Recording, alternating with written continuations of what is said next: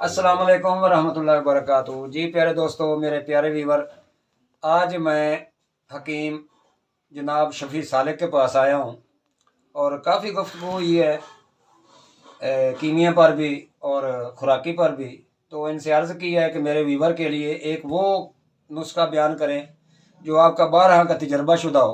तो जनाब शफ़ी सालिक साहब मेरे व्यूवर के लिए कोई बेहतरीन नुस्खा बयान करें। अल्लाह ताला आपको खुश खुर्रम रखे। प्यारे दोस्तों, दुआओं में याद रखना मुझे भी और शफ़ी सालिक को भी दुआएं दें और मेरे चैनल को लाइक सब्सक्राइब। जनाब राना इफ्तिखार साहब हमारे साथ हैं जो ये वीडियो बना रहे हैं।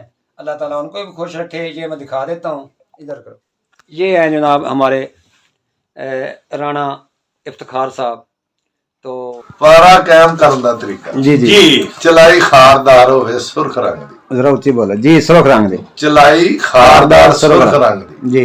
ओदा 2 बोतलां पानी कढ लो। माशाअल्लाह 2 बोतलां पानी कढ के पारे नूं अच्छे तरीके नाल नमक नाल साफ कर लो। ओदे चों अद्धी के स्टांग पारे दे विच ओ पानी खल कर दो। माशाअल्लाह। उस तो बाद ओनू किसी स्टील दी बाल्टी च रख के ओदे उत्ते ओ ड्रिप ला दो जी।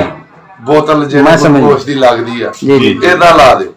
अल्लाह दे हुक्म नाल उधरों पानी खुश्क हो जाएगा। ये तुहाडा पारा जिहड़ा लरजा हो जाएगा। लरजा माशाअल्लाह कायम होएगा। अग दे उत्ते कंबदा रहेगा, उड़ेगा नहीं। जिहड़ी मर्जी आ। अच्छा, जो ठंडा होएगा जमेगा या नहीं? नहीं जमेगा। नहीं जमेगा। नहीं माशाअल्लाह। जमेगा।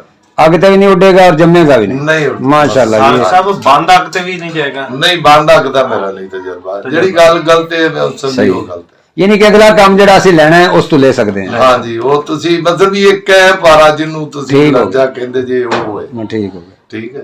बड़ी और ਜਿਹੜੇ ਗੱਲ ਮਸਲੀ ਪਾਰੇ ਦੀ ਹੁਣ ਬਾਵਾ ਲੋਕਾਂ ਹੁਣ ਇਹਦੇ ਤੋਂ ਲਾਦਾ ਗੱਲਾਂ ਕਰਨੇ ਹੀ ਆ। बहुत शुक्रिया। बहुत शुक्रिया। ये साडे हकीम शफी सालिक साहब आज हम इनके पास आए हैं तो उन्होंने बहुत प्यारा नुस्खा दिया है पारा कायम का। माशाल्लाह बहुत अच्छे। ਹੁੰਦਾ ਨਾ फ्रेश